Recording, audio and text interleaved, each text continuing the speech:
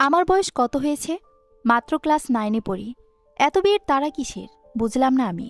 দেখো বাবা, তুমি মাকে বুঝিয়ে বলো, আমি এখন বিয়ে টিয়ে করতে পারবো না। কথাগুলো বেশ চিৎকার করে বলে উঠল 15 বছর বয়সী একটি মেয়ে। রিডিং টেবিলের উপর থেকে কলমদানি নিয়ে জানালা দিয়ে ছুঁড়ে ফেলে দিল বাইরে। মেয়ের এমন আচরণে মোটেও অবাক হয়নি মইনুল হোসেন। ঠিকই তো, এ যুগে এসে কেউ নিজের 15 বছর বয়সী কন্যাকে বিয়ে দেয়? কিন্তু ওনার স্ত্রীকে বোঝানোর ক্ষমতা কারণেই। কলেজের শিক্ষিকা যদি এমন আচরণ করে তাহলে কি বা বলার থাকে? বিয়ের 12 বছর পরও যখন ওনাদের ঘর আলো করে কোনো সন্তান আসেনি, তখন মইনুল হোসেনের দাদি একদিন বললেন, আল্লাহর ঘর কাবা শরীফ ঘুরে আয়, দেখবি আল্লাহ তোর ঘরে ফুটফুটে সন্তান দান করবে। আমার অন্তর বলছে তোরা দুজন হজ করে এলে তোদের মনোবাসনা পূর্ণ হবে। ঠিক সেদিন মইনুল হোসেন ওনার স্ত্রী আফরোজের সঙ্গে আলাপ করেন একটি সন্তানের আশায়। সেদিন আফরোজ মইনুল দম্পতির সিদ্ধান্ত নেয় সৌদি আরবে হজের জন্য যাবে। সেই বছরও না হজে যান। আল্লাহর অশেষ রহমতে সে বছর ডিসেম্বরে মইনুল হোসেনের স্ত্রী আফরোজা সন্তান সম্ভবা হলেন। দীর্ঘ 9 মাসের অপেক্ষার পর ওনাদের কোলজুড়ে এলো কন্যা সিথি হোসেন। বড্ড আদরের মেয়ে। মইনুল হোসেনের যান যে সিথির দেহে সমর্পিত। মেয়ের শরীরের একটু ব্যথা মইনুল হোসেন সহ্য করতে পারে না। আর আজ সে এতটুকুন কন্যাকে বিয়ে দেওয়ার জন্য উঠে পড়ে লেগেছেন আফরোজ। বিষয়টা মইনুল হোসেন কোনোভাবে মানতে পারছেন না। বাবা, তুমি মাকে বলো আমি এখন বিয়ে করতে রাজি নই। আমি পড়াশোনা করে মায়ের মতো একজন স্ট্রিক্ট টিচার হতে চাই। মেয়ের কথায় প্রত্যুত্তরে কি জবাব দিবেন সেই উত্তর খুঁজে পাচ্ছে না মইনুল হোসেন। তবুও তিনি সে চেষ্টা করবেন। আজ দুপুরের পর আফরোজ কলেজ থেকে ফিরে এলে তিনি সিথির ব্যাপারে কথা বলবেন। আজ একটা ফয়সালা হবে।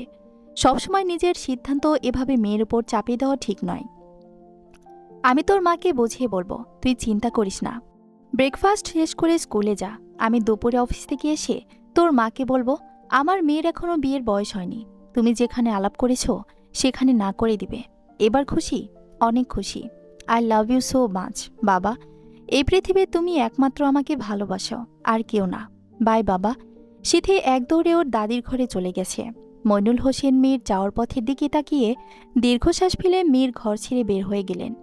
দুপুরে কলেজ থেকে বাড়ি ফিরে এলেন আফরোজ খানম। ফ্ল্যাটে প্রবেশ করতে দেখতে পেলেন ওনার স্বামী মইনুল হোসেন ড্রয়িং রুমের সোফায় বসে উপন্যাসের বই পড়ছেন।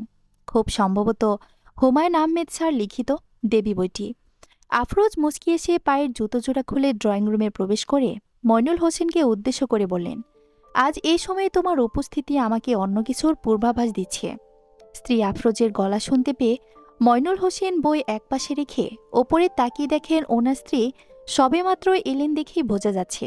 ক্লান্ত শরীর, মলিন ঘর্মাত্মক মুখ, কাঁধের ব্যাগটা এখনও কাঁধেই ঝুলে আছে। মইনুল হোসেন মিকি হাসি দিয়ে স্ত্রীকে উদ্দেশ্য করে বললেন, কতদিন হলো তোমার সাথে গল্প করি না। একসাথে বসে চা খেতে খেতে কোনো বিষয় নিয়ে আমাদের মাঝে আলাপ হয় না। তাই ভাবলাম আজ অফিস থেকে ছুটি নিয়ে চলে যায় বাড়িতে। যেই ভাবা সেই কাজ। আধ ঘন্টা ধরে তোমার ফিরে আসার অপেক্ষায় আমি ক্লান্ত। যাও তাড়াতাড়ি ফ্রেশ হয়ে এসো, একসাথে দুপুরের খাবার খাবো আজ। 5 মিনিট অপেক্ষা করো, আমি আছি। কথাটি বলে নিজের ঘরের থেকে ছুটে যায় আফরোজ। মইনুল হোসেন এই ফাঁকে রান্নাঘর থেকে রান্না করা ভাত, তরকারি, ডালের বাটি এনে টেবিলে সাজিয়ে চেয়ার টেনে বসে পড়লেন। মনে মনে কথাগুলো গুছিয়ে রাখছেন। খাওয়া দাওয়া শেষ হলে আফরোজের সামনে মেয়ের ইচ্ছের ব্যাপারটা খুব ভালো করে উপস্থাপন করতে হবে। আফরোজ ফ্রেশ হয়ে চলে এলেন ডাইনিং টেবিলের কাছে। এসে দেখলেন মইনুল হোসেন খাবার সাজিয়ে বসে আছেন। আফরোজ ভ্রুকুচকে স্বামীর দিকে তাকিয়ে আছেন পলক্ষীন চোখে। কারণ এত আদিক্ষেতা করার মতো মানুষ নয় মইনুল। তবু নিজের মনোভাব নিজের মধ্যে আবদ্ধ রেখে আফরোজ চেয়ার টেনে বসে পড়ল। মইনুল মুচকি এসে খাবার বেরিয়ে এগিয়ে দেয় আফরোজের দিকে। আফরোজ বিনা বাক্যে খাবার খাচ্ছে। খাওয়া দাওয়া শেষ হবার পর আফরোজ একটু রিল্যাক্স হবার জন্য সোফায় পা উঠিয়ে হেলান দিয়ে শুয়ে আছে। মইনুল শব্দহীন পায়ে হেঁটে আফরোজের পায়ের কাছে এসে বসে পড়ল। আফরোজ উঠে নড়ে চড়ে বসে পড়ল। তারপর মইনুলকে উদ্দেশ্য করে জিজ্ঞেস করল, কিছু বলবে তুমি? আসার পর থেকে দেখছি তুমি কিছু বলতে চাও আমাকে, কিন্তু বলছো না। আফু, এখন সিথির বিয়ে না দিলে হয় না? মইনুল সাহস করে নিজের স্ত্রীর কাছে প্রস্তাব উপস্থাপন করে দিল।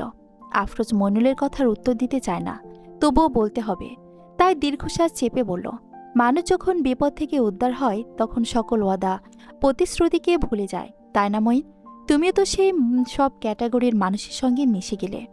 আফরোজের মুখ থেকে এমন কথা শুনে অবাক হয়ে তাকিয়ে আছে মইনুল। কি বলছি আফরোজ? এসব পেঁচানো কথা মইনুলের মাথায় ঢুকছে না। কিসের ওয়াদা? কার প্রতিশ্রুতি? স্কুলের ব্রেক টাইম চলাকালীন সময়ে রোজ বান্ধবীদের নিয়ে স্কুল গেটের সামনে দাঁড়িয়ে থাকা ফুচকার স্টল থেকে ফুচকা খাবে সিথি। একদিন বাদ দিলে ওর কাছে মনে হয় আজ বুঝি একবেলা ভাত না খেয়েছিল সে। সিথি চৈতিকে সঙ্গে নিয়ে বের হলো স্কুল থেকে।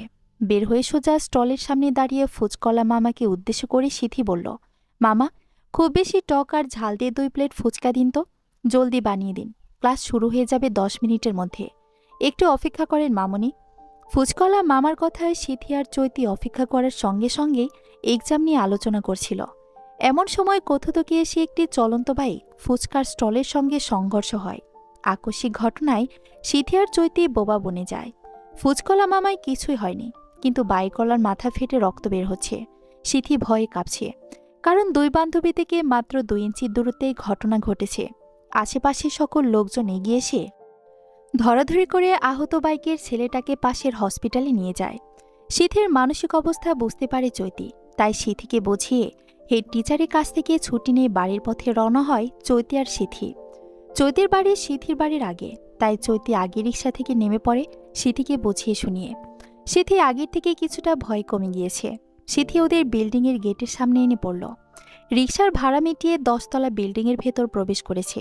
এই 10 তলা বিল্ডিংয়ের 6 তলায় থাকে সিথির পরিবার। লিফটের দরজার সামনে গিয়ে দাঁড়াতেই লিফটের দরজা খুলে যায়। সিথি লিফটে ঢুকে পড়ে, কিন্তু সিথি এতটাই বেখেয়ালি ছিল যে ওর পাশে একটি যুবক দাঁড়িয়ে আছে ও টের পায়নি। 6 তলায় সে লিফটের দরজা খুলে যায়। সিথি তড়িঘড়ি করে বের হয়ে এক দৌড়ে ওদের ফ্ল্যাটের দরজার সামনে দাঁড়িয়ে কলিং বেল বাজায়। সিথি পেছনে তাকালে হয়তো দেখতে পেত মাথায় ব্যান্ডেজ করা এক আগন্তুক ওর দিকে তাকিয়ে অনিমেষ দৃষ্টিতে। চোখে তার ভালোবাসা নাকি লালসা? চোখের খোরাক মেটাতে ব্যস্ত, নাকি ভালো লাগার প্রথম মুহূর্তকে উপভোগ করছে? দরজা খুলে গেলে সিথি ব্যাগ কাঁধে নিয়ে ওদের ফ্ল্যাটে ঢুকে পড়ল। যে আগন্তুক আড়াল হতে থাকে হয়তো আবারও ফিরে আসবে, যখন ফিরে আসার সঠিক সময় আসবে। আজ এ সময় স্কুল থেকে বাড়িতে ফিরে এলে কেন সিথি? আফরোজ মেয়ের দিকে গরম চোখে তাকিয়ে প্রশ্ন করে।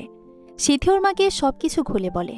সব ঘটনা জানার পর সিথির বাবা মা দুজনেই ভয় পেয়েছেন, সাথে আল্লাহ তাআলার কাছে শুকরিয়া আদায় করলেন ওনাদের মেয়েকে এত বড় দুর্ঘটনা থেকে বাঁচিয়ে রাখার জন্য। আফরোজ মেয়ের মাথায় হাত বুলিয়ে নিচু হয়ে মেয়ের কপালে চুমো দিয়ে বলল, তোমার ঘরে যাও, আমি খাবার পাঠিয়ে দিয়েছি, খেয়ে নেবে। কিছুক্ষণ পর আমি আর তোমার বাবা বিশেষ কাজে একটু শহরের বাইরে যাব। তুমি তোমার ফ্রেন্ড চৈতির কাছে চলে যেও, বা ওকে বলো আমাদের ফ্ল্যাটে চলে আসতে। কিন্তু তোমরা তো কখনোই আমাকে একা রেখে কোথাও যাও না। তবে আজ কি এমন কাজ মা, যার জন্য আমাকে একা রেখে তোমাদের যেতে হচ্ছে? কিছুটা অভিমানী কণ্ঠে প্রশ্ন করে সিথি। তোমার খুব ভালো ভবিষ্যতের আশায় আমি আর তোমার বাবা আজ তোমাকে একা রেখে যেতে বাধ্য হচ্ছি। তুমি অনেক বুদ্ধিমতী মেয়ে, আশা করছি আমার কথাটি বুঝতে পারছো। সিথি একবার ওর বাবার মুখের দিকে তাকালো। মইনুল হোসেন মেয়েকে চোখের ইশারায় হ্যাবোতক শব্দ বলতে বলল ওর মায়ের কাছে। সিথি বিনা বাক্য ওর বাবার কথা মেনে নেয় এবং ওর মাকে জানায় সে পারবে। সিথি চলে যায় ওর ঘরে। মেয়ে চলে যেতেই আফরোজ মইনুলের দিকে তাকিয়ে বলল, মেয়ে আমার কথা শুনে হয়তো আমাকে ভয় পায়, তাই না মঈন? কিন্তু সিথি তোমাকে এত ভালোবাসে কেন মঈন? স্ত্রীর কথায় রাজ্য জয়ের হাসি মইনুলের মুখে ফুটে উঠল। স্ত্রীর মুখোমুখি দাঁড়িয়ে চোখের দিকে তাকিয়ে মইনুল বলেন, কারণ দুনিয়ার লোকের চেয়ে আমার মেয়ের কথার দাম আমার কাছে বেশি। তুমি মা হয়ে যে দায়িত্ব পালন করতে, সেই আমি বাবা হয়ে দায়িত্ব পালন করছি। তাহলে বুঝে নাও মেয়ে কাকে ভালোবাসবে। মইনুলের কথার প্রেক্ষিতে জবাব দেওয়ার প্রয়োজন মনে করছে না আফরোজ। চলে যাবার জন্য পা বাড়িয়ে আবার থেমে গিয়ে বললেন, ওয়াদা ভঙ্গকারীকে স্বয়ং আল্লাহ তাআলা পছন্দ করে না। তুমি না হয় মেয়ের কাছে সেরা পিতা হলে, কিন্তু ওপরওয়ালার কাছে কি হবে? একজন আমানতের খেয়ানতকারী, সাথে ওয়াদা ভঙ্গকারী। মঈন, তোমার মেয়ে সিথিকে পাওয়ার জন্য আমার অনেকদিন অপেক্ষা করতে হয়েছে। অনেক অপেক্ষার ফল হচ্ছে সিথি। তুমি তোমার মেয়ের মনের কথা কষ্ট বুঝতে পারো, কিন্তু আমি ওর ভবিষ্যতের কথা ভেবে এরকম সিদ্ধান্ত নিয়েছি। হয়তো সে কারণেই সিথি বা তোমার আমার উপর অনেক আক্রোশ থেকে যাবে। তোমাদের আক্রোশের শিকার হয়েও অন্তত আমার সিথি যেন ভালো থাকে। এখন চলো, বের হতে হবে আমাদের, নয়তো আসার পথে দেরি হয়ে যাবে। কথাগুলো বলে রান্নাঘরে গিয়ে মেয়ের জন্য খাবার নিয়ে সিথির ঘরে গিয়ে এগিয়ে যায় আফরোজ। মইনুল স্ত্রীর যাওয়ার পথের দিকে তাকিয়ে ভাবছে, পুরনো কিছু ওয়াদা পূরণ করতে যেয়ে মেয়ের স্বপ্নকে না নিজ হাতে ভেঙে দিতে হয়। মেয়েকে নিজ হাতে খাবার খাইয়ে দিলেন আফরোজ। তারপর নিজের ঘরে এসে তৈরি হয়ে মইনুলকে সঙ্গে নিয়ে বের হয়ে গেলেন ফ্ল্যাট থেকে। সিথির সঙ্গে চৈতি আসে। আফরোজ কল করে চৈতির মায়ের কাছে রিকোয়েস্ট করার পর চৈতিকে চৈতির মা সিথিদের ফ্ল্যাটে পাঠিয়ে দেয়। ওবার চলে এলে সেই গাড়িতে উঠে পড়ে আফরোজ আর মইনুল হোসেন। গাড়িতে বসে নানান রকমের চিন্তা ভাবনায় মশগুল আফরোজ মইনুল দম্পতি। দীর্ঘ 1 ঘন্টার জার্নি শেষে গন্তব্যস্থলে পৌঁছে যায় আফরোজ মইনুল দম্পতি। আফরোজ মাথার হিজাব আর একটু টেনে টুনে ঠিক করে মইনুলের পিছু পিছু হাঁটছেন। আজ 7 বছর পর এই এলাকার ধুলো পায়ে লেগেছে আফরোজ আর মইনুলের। একদিকে যেমন ভালো লাগা, অন্যদিকে অপরাধী বোধ। তবুও আজ এইসব কিছুর সম্মুখীন হতে রাজি হয়েছে মইনুল, কারণ আজ ওনার পাশে আছে আফরোজ। বাড়িটা বেশ বড় বলতে অনেক বড়। 60% জায়গার উপর একটি ডুপ্লেক্স বাড়ি। বাড়ির বাচ্চাদের খেলার জন্য বিভিন্ন রকমের খেলনা দিয়ে একপাশে পার্কের মতো ব্যবস্থা করা আছে। বাড়ির লোকেরা এই মফস্বল এলাকার প্রভাবশালী লোকদের মধ্যে একজন। এ বাড়ির কর্তা শেখ আয়ুব দাদা নাকি এই এলাকার আগেকার আমলের জমিদার ছিলেন। সেই সুবাদে এই পরিবারের লোকেরা অধিক ধনবান। আফরোজ মইনুল বাড়ির মূল ফটকের সামনে গিয়ে দাঁড়াতেই গেটের সামনে দাঁড়িয়ে থাকা দুজন প্রহরী এসে জিজ্ঞেস করছে, আপনার কি আয়ুব স্যারের আত্মীয়? জি জি। আপনারা জানেন কিভাবে? অবাক হয়ে প্রশ্ন করে মইনুল। আয়ুব স্যার বলেছেন কিছু সময়ের মধ্যে নাকি দুজন নারী পুরুষ আসবে। তাদের দেখলে যেন সসম্মানে বাড়ির ভেতরে নিয়ে যায়। চলুন আপনাদের বাড়ির ভেতরে নিয়ে যায়। দুজনের মধ্যে একজন প্রহরী আফরোজ আর মইনুলকে নিয়ে বাড়ির ভেতর চলল। বিশাল বাড়ির এলাহি সৌন্দর্য দেখে মনে মনে ঢোক গেলেন মইনুল। এত বড় বাড়ির ছেলে কিনা সামান্য ব্যাংকে চাকরি করে এমন লোকের মেয়েকে বিয়ে করবে? হলরুমে প্রবেশ করতে একজন নারী এসে আফরোজকে জড়িয়ে ধরল। আফরোজ মুচকি এসে জড়িয়ে ধরে বলল, কেমন আছেন আপা? ভীষণ ভালো আছি। তুই আর মইনুল ভাই কেমন আছিস? আফরোজকে ছেড়ে দিয়ে প্রশ্ন করল নারীটি। আলহামদুলিল্লাহ, আমরা দুজন ভালো আছি। ফুপাজান কোথায় আছে? দেখছি না যে। আব্বাজান আসরের নামাজ আদায় করতে গিয়েছে মসজিদে। মইনুল ভাই আপনি সোফায় বসেন। আফরোজ তুই চল, আমরা ভেতরের ঘরে গিয়ে বসি। কথাটি বলে ওই নারী আফরোজের হাত ধরে নিচতলার একটি ঘরে প্রবেশ করে। ঘরে ঢুকে দরজা আটকে দিয়ে মুখের কাপড় সরিয়ে নারীটি আফরোজকে উদ্দেশ্য করে বলে, মইনুল ভাই রাগ করবে না তো? আরে না, কি যে বলো। উনি কি জানেন না এই পরিবারের নারীরা কতটা পর্দা করে চলে? বরং ভালো হয়েছে, এখন তোমার সাথে কিছু ব্যাপারে আলাপ করতে পারবো। তা ঠিক, তো বলো কি নিয়ে আলাপ করবি? খাটের উপরে বসে প্রশ্ন করে নারীটি। কতদিন পুরনো সেই ওয়াদাকে এতদিন মনে রেখেছে রোমো আপু? প্রশ্নটি শুনে থমকে যায় রোমো। আফরোজের দিকে বিস্মিত চোখে তাকিয়ে বললেন, আমাদের কারো মনে ছিল না। কিন্তু কথাটি আর সম্পূর্ণ করতে পারেনি রোমো। তার আগে গিয়ে যেন দরজায় নক করে বলে, আয়ুব সাহেব মসজিদ থেকে ফিরে এসেছেন। আফরোজ এবং মইনুলের সঙ্গে দেখা করতে চাইছেন। আফরোজ আর রোমো মাথার কাপড় সুন্দর করে দিয়ে চেহারা ওপরে কাপড় দিয়ে ঢেকে ঘর থেকে বের হয়ে চলে গেলেন ড্রয়িং রুমে। ওনারা দেখলেন ড্রয়িং রুমের মধ্যভাগে পর্দা টেনে দেওয়া, হয়তো পর্দার ওপারে নারীরা বসবে। আফরোজ আর রোমো গিয়ে পর্দার এপাশে সোফায় গিয়ে বসলেন। তারপর পর্দার আড়ালে থেকে আফরোজ আয়ুব সাহেবকে উদ্দেশ্য করে সালাম দেয়। আয়ুব সাহেব সালামের উত্তর দিয়ে জিজ্ঞেস করলেন, তোমরা কাউকে না জানিয়ে চলে এলে ব্যাপারটা কেমন দেখাচ্ছে? ভাগ্যিস তোমাদের হবু মেয়ের জামাই আমাকে একটু আগে কল করে বলল তোমরা নাকি আমাদের বাড়িতে আসছো। প্রথমে বিশ্বাস করিনি, কিন্তু পরে ভেবে দেখলাম ওর কথা বিশ্বাস না করলে বরং পরে আমাকে পস্তাতে হবে। ও কি করে জানলো আমরা কোথায় যাচ্ছি? মানে ওর সাথে তো আমাদের কারো কথাই হয়নি। আয়ুব সাহেবের পাশের সোফায় বসে থাকা মইনুল প্রশ্নটি করে বসে। আয়ুব সাহেব মইনুলের প্রশ্নের আলোকে মুচকি এসে বললেন, দেশে আসার পর থেকে তোমাদের শহরে গিয়ে ফ্ল্যাট ভাড়া করে ওখানে বসবাস করছে। আমাকে হুমকি দিয়েছে যতদিন পর্যন্ত সিথি এই বাড়িতে না আসছে ততদিন পর্যন্ত উনি এই বাড়িতে পা রাখবে না। তাই তো এত তোড়জোড় করে সিথির সঙ্গে ওর বিয়ের শুভ কাজটা সেরে ফেলতে চাচ্ছি। 7 বছর সেই পুরনো ওয়াদা আমরা কেউ মনে রাখিনি, কারণ আমাদের মতো এত নগণ্য পরিবারের মেয়ে নিশ্চয়ই জমিদার পরিবারের বউ হতে পারে না। তাই বলছিলাম কি ফুপাজান, আপনি নতুন করে এই বিয়ের সিদ্ধান্তকে নিয়ে ভাবুন। আমার মেয়ে সিথির বয়স কত হলো? মাত্র 15 চলছে। তাছাড়া মেয়ে আমার এই মুহূর্তে বিয়ে করতে রাজি নয়। যে এই ওয়াদা করে গেছে সে তো ওই দুনিয়ায় বেঁচে নেই। তবে কেন তার ওয়াদা পূরণ করার জন্য আমরা মেয়েকে কষ্ট দেওয়ার কি প্রয়োজন? কথাগুলো কিছুটা নিচু কণ্ঠে বলে উঠল ময়নুল। পর্দার ওপারে থাকা রম আর আফরোজ আয়ুব সাহেবের ভয়ে চুপ করে আছে। না জানি এখন ময়নুলের উপর কি ঝড়টি না যায়। তুমি একজন পিতা হিসেবে যে কথাগুলো বলছো তা আমি একজন পিতা হিসেবে বুঝতে পেরেছি। কিন্তু ময়নুল, তুমি যে এখন ব্যাংকে চাকরি করছো, কার সুবাদে? আমার ছেলের সুবাদে। আমার ছেলে তোমাকে এই জন্য চাকরি দিয়েছিল যেন তার পুত্রবধূ অর্থাৎ সিথির ভরণ পোষণের কোনো কষ্ট না হয়। সিথিকে ৮ বছরে দেখে আমার ছেলের মনে হচ্ছে জন্মায় নিজের ছেলের বউ বানানোর। তাই তোমাকে এবং আফরোজের কাছে প্রস্তাব নিয়ে যায়। সবকিছু শুনে তোমরা দুজন রাজিও হয়ে যাও। সিথির প্রাপ্ত বয়স হলে ওকে বিয়ে দেবে, এটাও তোমরা বলেছিলে। ময়নুল, তোমার তখন ব্যবসা লস হয়ে দেখে আমার ছেলে শেখ আয়াত তার বন্ধুকে রিকোয়েস্ট করে তোমার চাকরির ব্যবস্থা করে।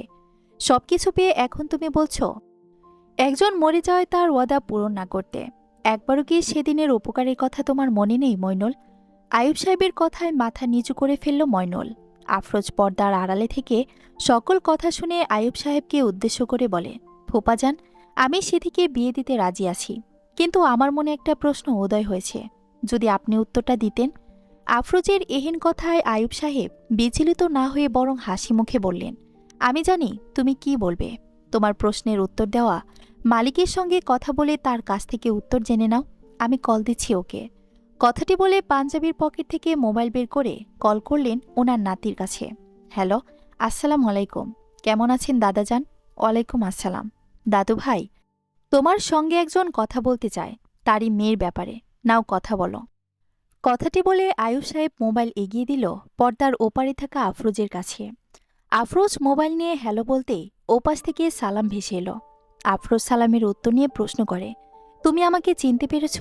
জি ফুপি, আমি আপনাকে খুব ভালো করে চিনি এবং জানি। আপনি ভালো আছেন? আলহামদুলিল্লাহ ভালো আছি। তুমি? আলহামদুলিল্লাহ, আল্লাপাক যেমন রেখেছেন। তুমি যথেষ্ট বড় হয়েছ। আমাদের অভিভাবকের করা ওয়াদা পূরণ করতে যেয়ে আমরা চাইব না তুমি বা সিথি তোমাদের মনের বিরুদ্ধে যে পবিত্র বিবাহ বন্ধনে আবদ্ধ হও। তুমি কি চাও তোমার চেয়ে ৯ বছর বয়সে ছোট মেয়েকে নিজের স্ত্রী রূপে গ্রহণ করতে? প্রশ্নটা শুনে মোবাইলের ওপাশে থাকা ছেলেটা চুপ হয়ে যায়। আফরোজ অপেক্ষা করছে ওর মুখ থেকে উত্তর জানার জন্য।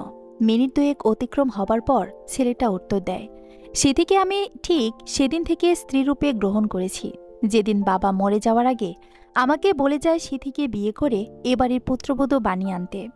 বাবা মারা যাওয়ার পর থেকে আজ দীর্ঘ ৫ বছর ধরে অপেক্ষা করছি সিথি বড় হবার।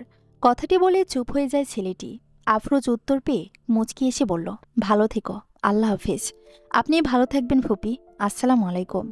কল কেটে দেওয়ার পর আফরোজ আয়ুব সাহেবকে উদ্দেশ্য করে বলে, আমি ওর কাছ থেকে উত্তর পেয়ে খুশি হয়েছি ফুপাজান।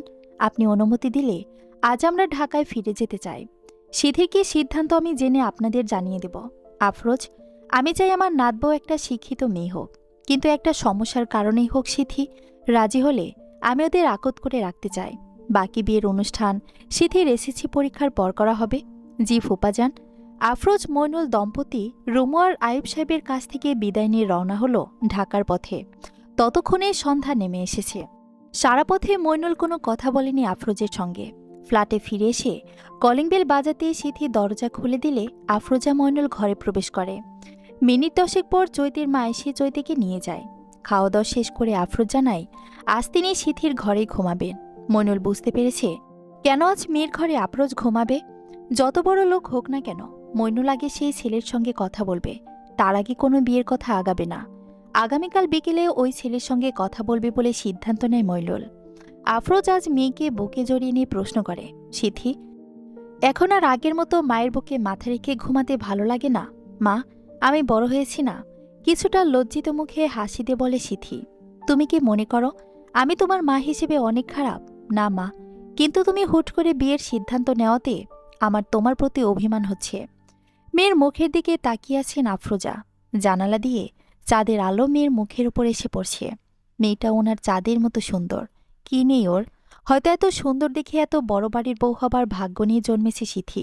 ধরো কেউ তোমার সাথে ওয়াদাবদ্ধ হয়েছে, তার একটি দাবিকৃত খুব মূল্যবান জিনিস তোমার কাছে আছে। উপযুক্ত সময় এলে তোমাকে সে জিনিস ফিরিয়ে দিতে হবে, কিন্তু উপযুক্ত সময় আসার পর তুমি সেই ওয়াদার কথা ভুলে গেলে। পাশাপাশি এটা জানালে তুমি সেই ওয়াদা পূর্ণ করতে ইচ্ছুক নও। এখন সেই ব্যক্তিকে ঠকানো উচিত হবে কি তোমার? নাকি তুমি আল্লাহর কাছে ঘৃণিত ব্যক্তি হিসেবে পরিচিত পেতে চাও? না, ওয়াদা করে ওয়াদা ভঙ্গ করা ঠিক নয়, কিন্তু মা, সেই মূল্যবান জিনিসটা কি আমি? মেয়ের প্রশ্ন শুনে খানিক সময়ের জন্য চুপ করে আছেন। অতপর সিদ্ধান্ত নিলেন মেয়েকে সবকিছু জানানো প্রয়োজন। সিথির মাথায় হাত বুলিয়ে একে একে সব ঘটনা খুলে বলেন আফরোজ।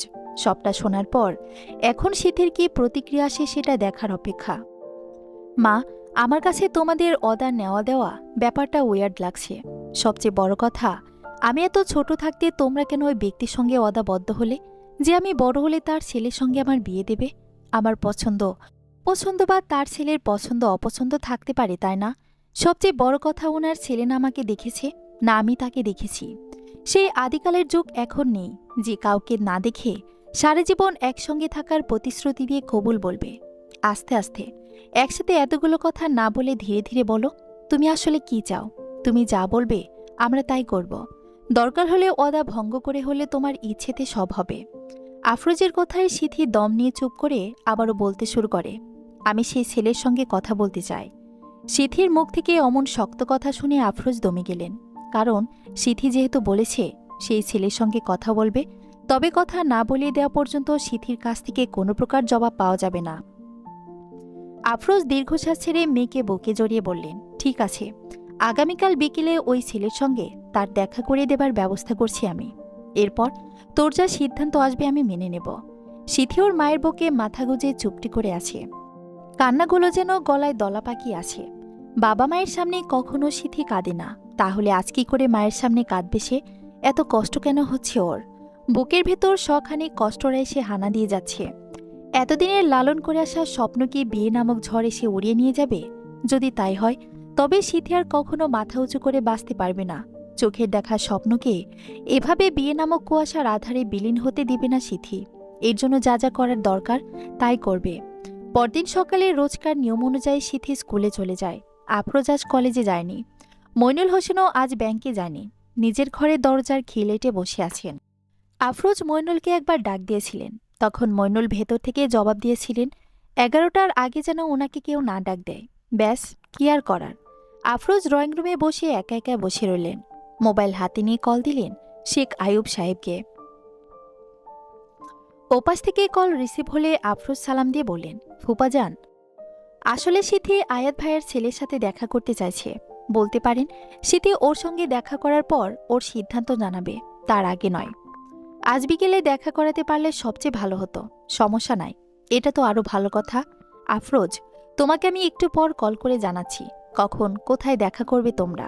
জি ফুপাজান। কল কেটে দেওয়ার পর আফরোজ অপেক্ষা করছে কখন কল আসবে। মিনিট 5 পর কল এলো। আয়ুব সাহেব জানালেন আজ বিকেল 5টার পর কুটুমবাড়ি রেস্টুরেন্টে দেখা করতে। ওনার নাতি আসবে সেখানে সিথির সঙ্গে দেখা করতে। আফরোজ এখন কিছুটা শান্তি পাচ্ছে। আফরোজ খেয়াল করে দেখল মইনুল দাঁড়িয়ে আছে। আফরোজ হাসি মুখে মইনুলকে উদ্দেশ্য করে বলল, আজ বিকেলে তুমি সিথিকে নিয়ে কুটুমবাড়ি রেস্টুরেন্টে চলে যেও। তোমারও কথা হবে, সাথে আমাদের সিথিরও কথা হবে।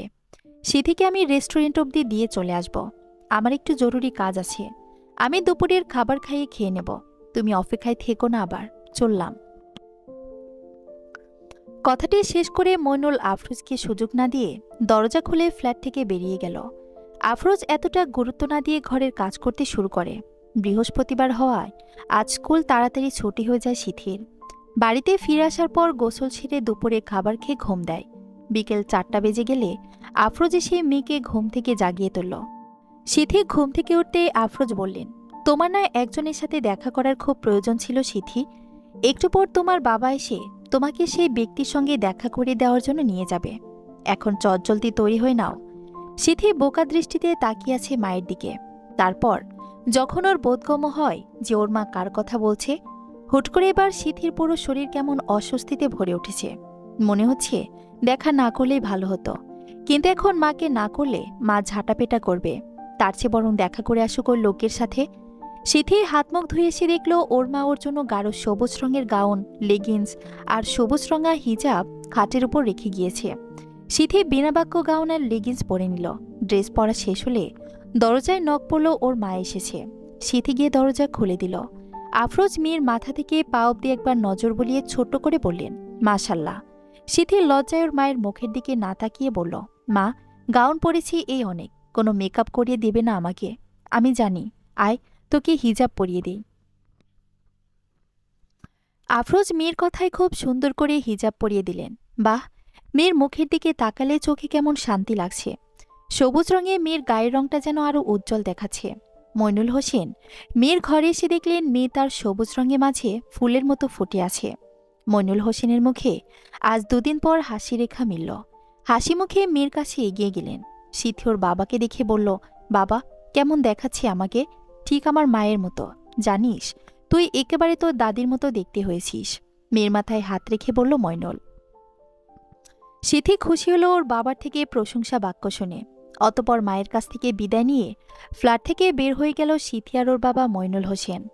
সিএনজি চড়ে কুটুমবাড়ির রেস্টুরেন্টের উদ্দেশ্যে রওনা হয়। 8 ঘন্টা পর গন্তব্যস্থলে পৌঁছে যায় সিথি আর ওর বাবা। সিএনজির ভাড়া মিটিয়ে মইনুল মেয়ের হাত ধরে এগিয়ে চলো রেস্টুরেন্টের ভেতরে। দোতলায় গিয়ে মেয়েকে নিয়ে একটি টেবিলের সারিতে বসে পড়ল মইনুল। মোবাইল বের করে কল করল ওপাশে থাকা ব্যক্তির কাছে, জানতে চাইল কখন আসবে। উত্তর আসে কিছু সময়ের মধ্যেই চলে আসবে। কলগেটে পকেটে মোবাইল রেখে মইনুল মেয়েকে উদ্দেশ্য করে বলেন, তোমার জীবন গুছিয়ে নেওয়ার দায়িত্ব শুধুমাত্র তোমার। আমি আর তোমার মা শুধুমাত্র তোমাকে সাহায্য করতে পারবো, এর থেকে আমরা কিছু পারবো না।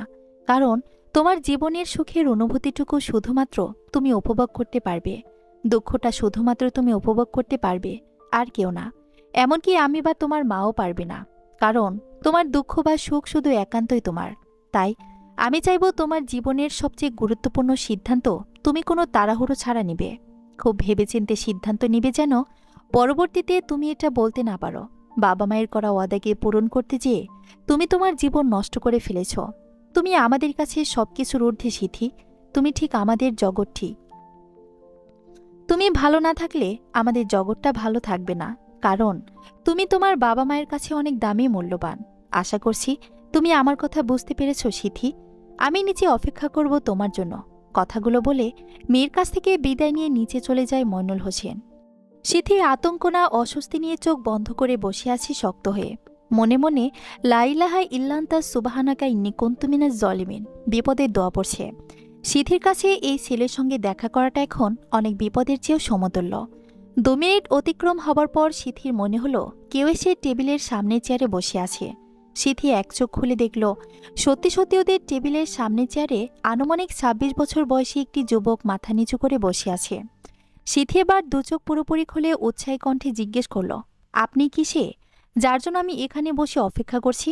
সিথির কণ্ঠ পেয়ে যুবকটি মাথা উঁচু করে সিথুর চোখে চোখ রেখে উত্তর দেয়, জি আমি সে, যার জন্য আপনি এত সময় ধরে অপেক্ষা করেছেন। এতক্ষণ অপেক্ষা করানোর জন্য অনেক অনেক দুঃখিত। কিছুটা নম্রতা সহকারে যুবকটি উত্তর দেয়। সিথি নিশ্চুপ হয়ে যায়। কি বলবে? এতক্ষণ ভেবেছিল দেখা হলে বলে দিবে আমি আপনাকে বিয়ে করব না, কিন্তু কথা যেন গলার নিচে আটকা পড়েছে। কি বলবে সিথি? 10 মিনিট পরে টেবিল জুড়ে পিনপতন নীরবতা।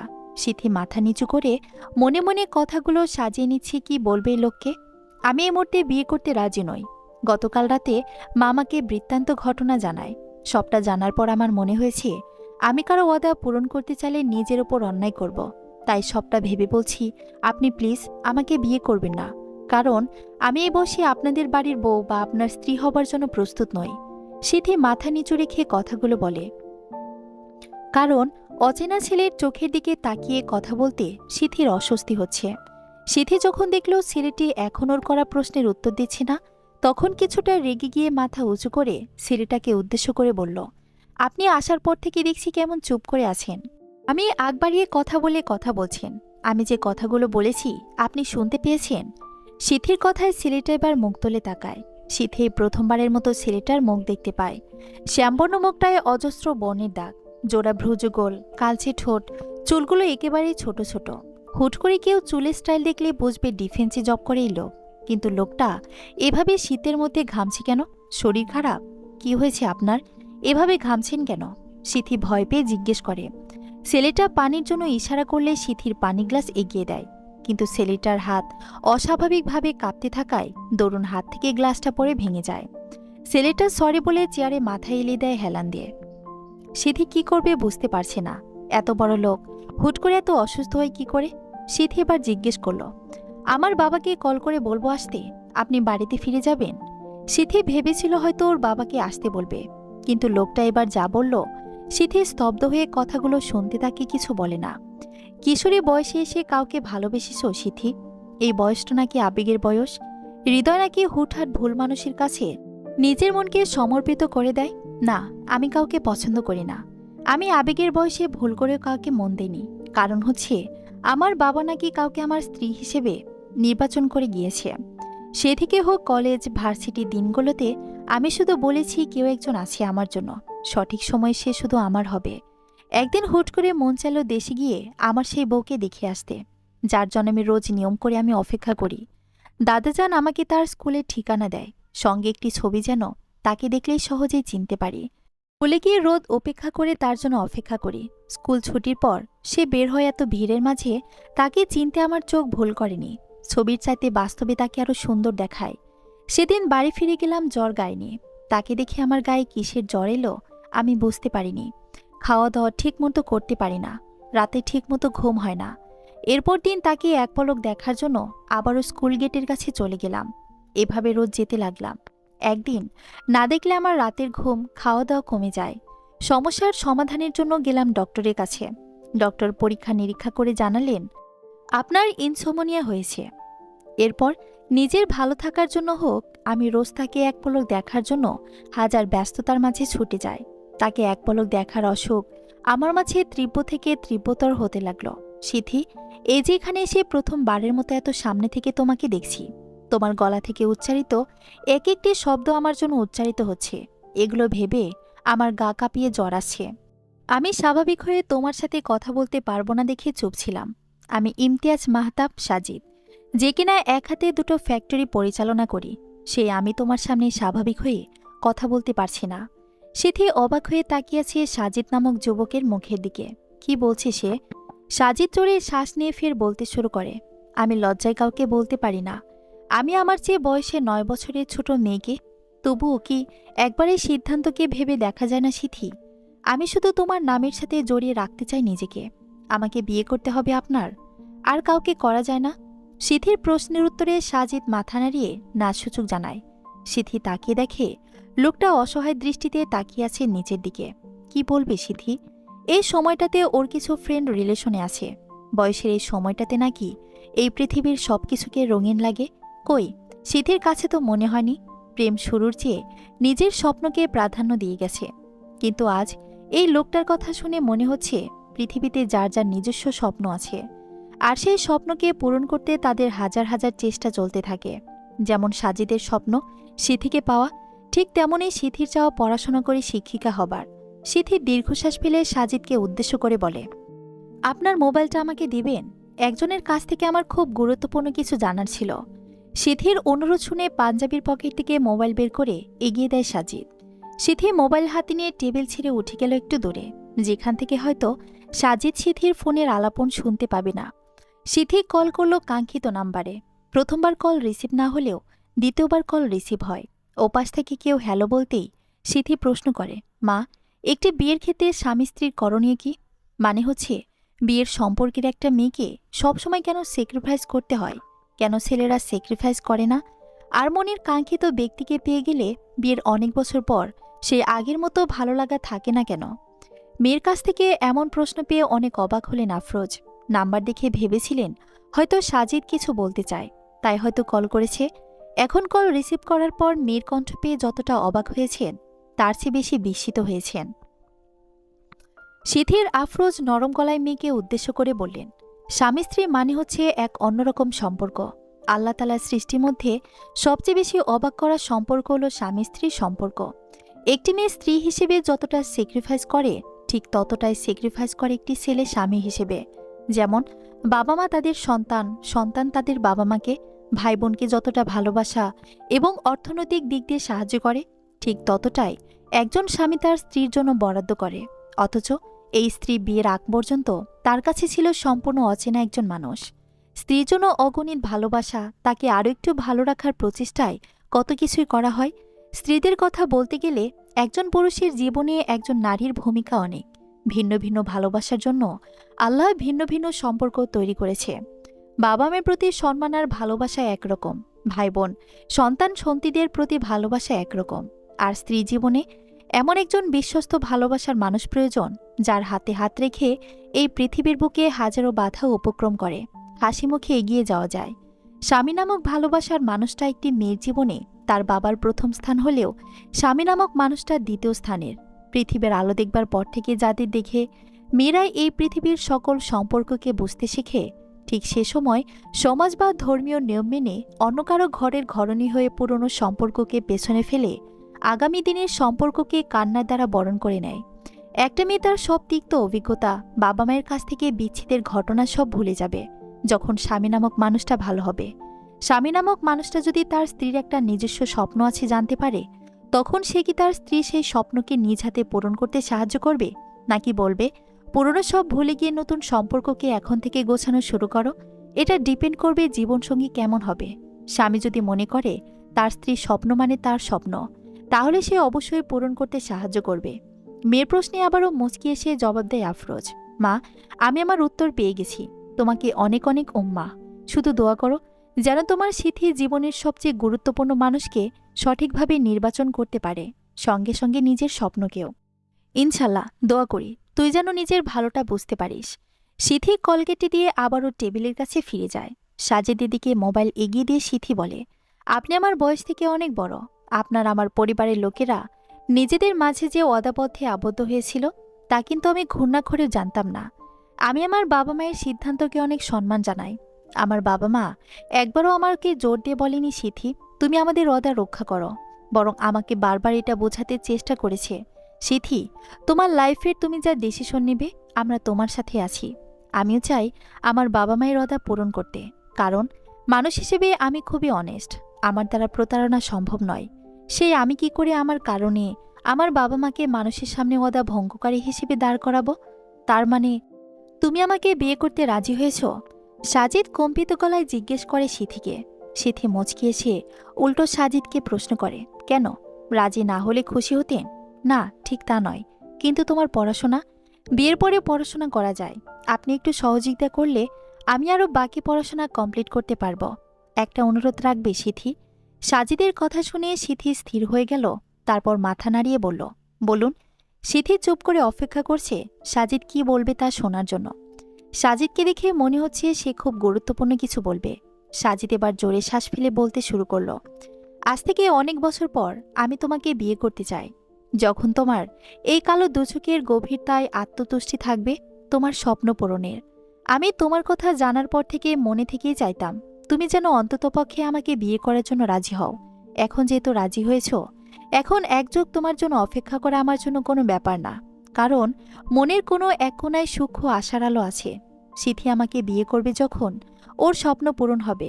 আমি চাই না এবং চাইব না এখন তোমাকে বিয়ে করতে, কারণ তুমি যতই হাসি খুশি হয়ে আমার সঙ্গে সংসার বা পড়াশোনা করলে, কিন্তু সে আগের মতো আনন্দ খুঁজে পাবে না, কারণ তোমার মন তখন কোনো কারণ ছাড়াই বলবে, সিথি তুমি কারো অদা রক্ষা করে সংসার করছো।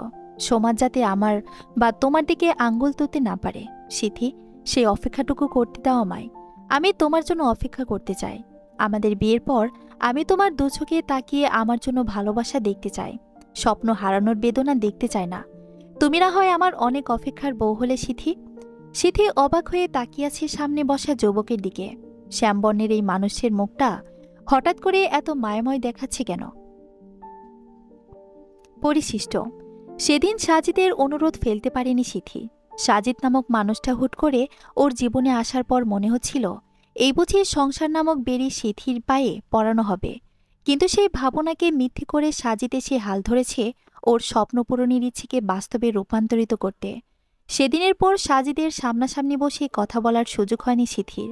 যোগাযোগ বলতে মাসে দুবার চিঠি লেনদেন হয়। চিঠি দেওয়া নেওয়ার পিয়ন হচ্ছে সাজিদের দাদাজান শেখ আয়ুব।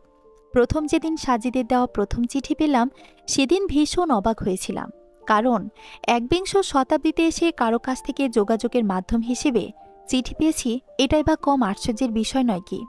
চিঠিতে লেখা 3 লাইন, সিথি আজ 7 দিন 10 ঘন্টা 9 মিনিট 49 সেকেন্ড অপেক্ষা করার পর অধৈর্য হয়ে পড়েছি আমি।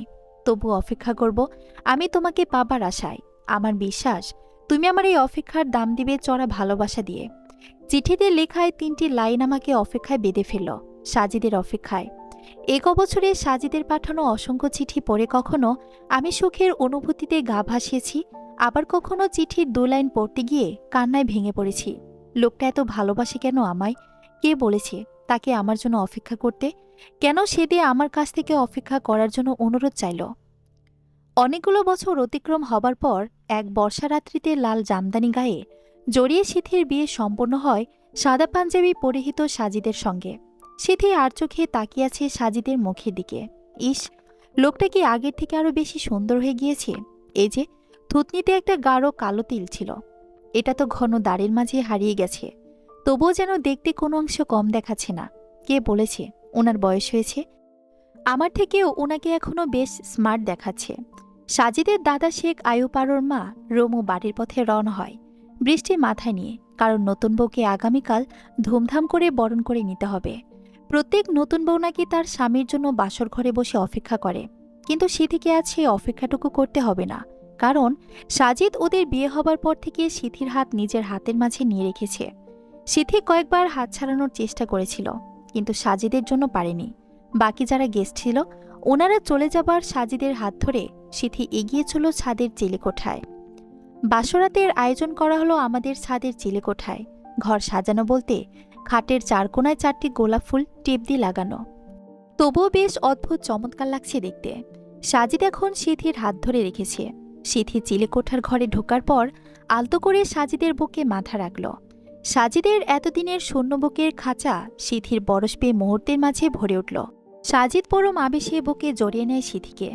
কিছু সময় পর সাজিদ আবিষ্কার করে ওর বুক ভিজে যাচ্ছে।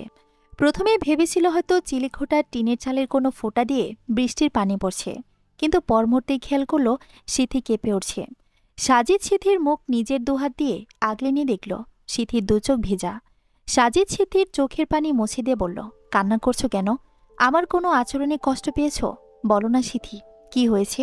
আপনি বড্ড পাষাণ একটা লোক। এতটা দিন আমার জন্য কে বলেছে আপনাকে অপেক্ষা করতে? কতবার বলেছি চলুন বিয়ে করে ফেলি, কিন্তু না, তিনি তো আমার থেকে আমার স্বপ্নকে নিয়েই পড়েছিলেন। সেদিন যদি বিয়ে করে ফেলতাম তবে আজ আমার বুকে কে মাথা রেখে অভিমান করে কান্না করত? আজ রেজাল্ট বের হলো, আর আজই আমাকে ডেকে নিয়ে বিয়ে করে ফেললে ভাবা যায় আমার সিথি আমাকে বিয়ে করার জন্য কত পাগল হয়েছে। ঠাট্টার সুরে কথাগুলো বলল সাজিদ, যাতে করে সিথির মনটা ভালো হয়। আজ বিয়ে করেছি বেশ করেছি, নয়তো বিয়ের বিভিন্ন ফাংশন করতে করতে 1 মাস লেট হতো। অভিমানী কণ্ঠে কথাগুলো বলে সাজিদের হাত ধরে দাঁড়িয়ে রইল সিথি। আমাকে ভালোবাসো সিথি? সাজিদ নিঃশাক্ত কণ্ঠে সিথির কাছ থেকে জানতে চাইল ভালোবাসার কথাটা। সিথি সাজিদের মুখের দিকে এক পলক তাকিয়ে আবারও মাথা নিচু করে বলল, আমি জানি না আমার আপনার প্রতি অনুভূতির নাম ভালোবাসা কিনা, তবে আমি এই পৃথিবীতে যতদিন বাঁচব ঠিক ততদিন আপনার সাথেই থাকতে চাই। সেদিন আপনি বলেছিলেন সিথি আমি তোমার জন্য অপেক্ষা করতে চাই, অথচ সেদিন সাজিদের সাথে সাথে সিথির অপেক্ষাও শুরু হয়েছিল। কি এক অজানা বন্ধনে আপনি আমায় আটকে দিলেন আমি জানি না। প্রতিটা দিন প্রতিটা ক্ষণ শুধু মন বলতো, সিথি তোমার জন্য কেউ অপেক্ষা করছে। আমার পরিবারের সবাই ঘটা করে বলতে লাগলো সিথির জন্য সাজিদ অপেক্ষা করছে, অথচ কেউ জানতো না সিথি ও সাজিদের অপেক্ষায় আছে। অপেক্ষা করতে করতে আজ কতগুলো বছর চলে গিয়েছে। আমার স্বপ্নপূরণের ফলাফল আজ এলো, তাই আমার জীবনের স্বপ্নপুরুষকে অপেক্ষার অবসান ঘটিয়ে আমার জীবনের সাথে বেঁধে রাখলাম। তাকে রেখে আর এক মুহূর্তের জন্য আমি আর কোথাও যাব না। ঢের শিক্ষা হয়েছে আমার। কারো অপেক্ষায় থাকা অনেক কষ্টের, হয়তো এর আগে কখনো তোমাকে সেভাবে বলা হয়নি। শুধু বলেছি সিথি আমি তোমার জন্য অপেক্ষা করি, সিথি ভালোবাসি তোমায় অনেক। কথাটি বলে সিথির ডান হাতের উল্টো পিঠে চুমুকে দেয় সাজিদ। সিথি চোখ বন্ধ করে সাজিদের দেওয়া প্রথমবারের স্পর্শকে খুব ভালো করেই অনুভব করছে। অনুভবের সময়টাতে সিথি সাজিদকে বলে, আমি আপনাকে এর চাইতে আরো অনেক বেশি ভালোবাসতে চাই, দিবেন তো আমাকে সেই সুযোগ? সিথির কথায় আজ সাজিদের অন্যরকম ভালো লাগা কাজ করছে। এই যে এত বছরের করা অপেক্ষার দাম আজ সিথির কথায় চুকে গেল। সাজিদ তো এটাই চেয়েছিল, সিথি যেন তাকে অদার বিয়ার দায়িত্বের সংসারের মতো করে না সামলে সে চেয়েছিল সিথি যেন তাকে ভালোবেসে আগলে রাখবে, ঠিক যেমনটা সাজিদের স্বপ্নে সিথি আসত। সেই স্বপ্নগুলো পূরণ করার জন্যই তো সাজিদ অপেক্ষা করেছে। সিথির জন্য সাজিদের অপেক্ষা সার্থক। আজ পুরো পৃথিবীকে জানিয়ে দিতে ইচ্ছে করছে সাজিদের যে আজ আমার এতদিনের অপেক্ষা শেষ হয়েছে। শুনছ পৃথিবী, সিথি আমার অনেক অপেক্ষার বউ। অপেক্ষা নামক শব্দকে বিদায় দিয়ে আজ তারা একে অপরের অনেক কাছাকাছি অবস্থান করছে। কারো ওয়াদার কারণে আজ দুজন দুজনের এত কাছে। যদি ওয়াদা না হতো তবে দুজন কি কখনো দুজনের এত পরিচিত হতো? বর্ষার অঝোর বর্ষণে টুপটাপ ফোটায় শব্দের তরঙ্গ মিশে যে প্রতিধ্বনি হয়, সে শব্দের তালের সঙ্গে মিশে যাচ্ছে ভালোবাসাময় দুজন নরনারী থেকে একে অপরের কাছে আসার কিছু মধুময় সময়। সমাপ্ত।